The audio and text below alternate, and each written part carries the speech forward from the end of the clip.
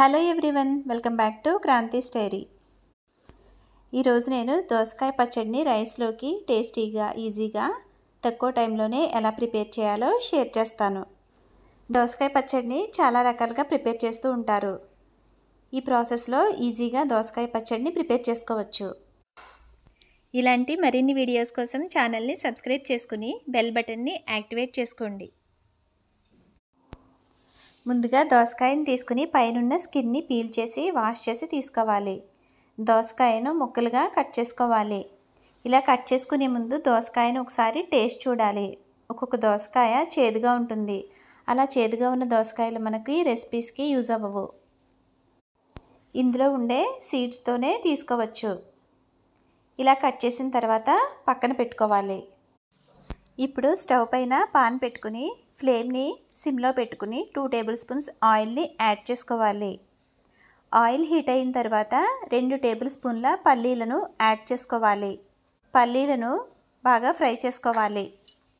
ఇలా పల్లీలు ఫ్రై అయిన తర్వాత 2 టేబుల్ స్పూన్స్ ధనియాలను యాడ్ చేసుకోవాలి. ధనియాలు వేసిన తర్వాత ఒకసారి మిక్స్ చేసుకుని 1 స్పూన్ జీలకర్రని యాడ్ చేసుకోవాలి. ఇవన్నీ దోరగా ఫ్రై చేసుకున్న తర్వాత టేస్ట్కి తగ్గట్టుగా ఎండుమిర్చిని యాడ్ చేసుకోవాలి. ఇక్కడ ఒక దోసకాయ చేస్తున్నాం కాబట్టి 6 to 8 వరకు ఎండుమిర్చిని యాడ్ చేస్తే సరిపోతుంది. ఎండుమిర్చిని ఇలా ముక్కలుగా కట్ చేసి వేసుకోవాలి. ఎండుమిర్చి కూడా కొంచెం ఫ్రై అయిన తర్వాత స్టవ్ ఆఫ్ చేసి పక్కన పెట్టుకోవాలి. ఇప్పుడు వీటిని మిక్సీ జార్లోకి ట్రాన్స్ఫర్ చేసుకోవాలి. ఇవి చల్లారిన తర్వాత మిక్సీ చేసుకోవాలి.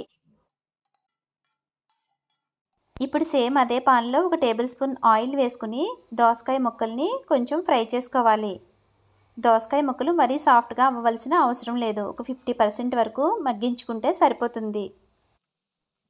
ఇప్పుడు ఇందులోనే వాష్ చేసి తీసుకున్న కొంచెం చింతపండుని యాడ్ చేసుకోవాలి.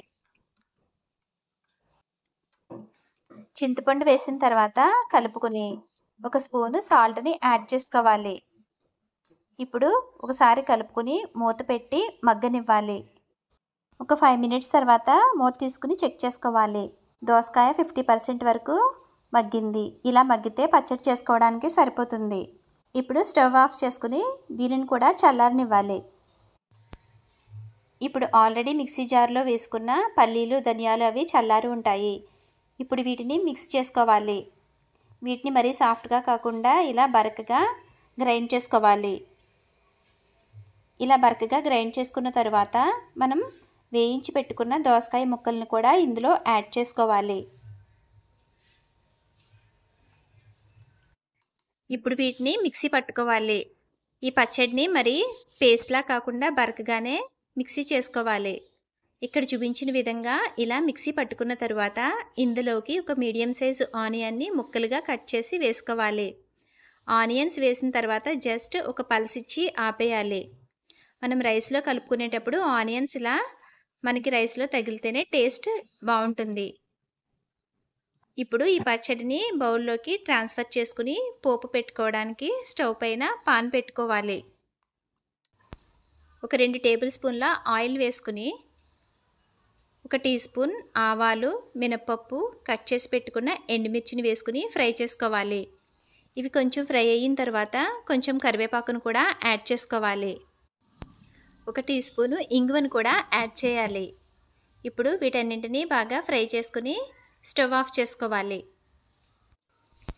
ఇప్పుడు ఈ పోపుని పచ్చడిలో వేసుకుంటే దోసకాయ పచ్చడి రెడీ అయిపోయినట్లే.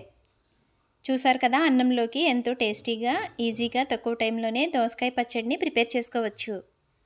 ఈ రెసిపీ కనుక మీకు నచ్చినట్లయితే ఫ్రెండ్స్కి, రిలేటివ్స్కి షేర్ చేయండి.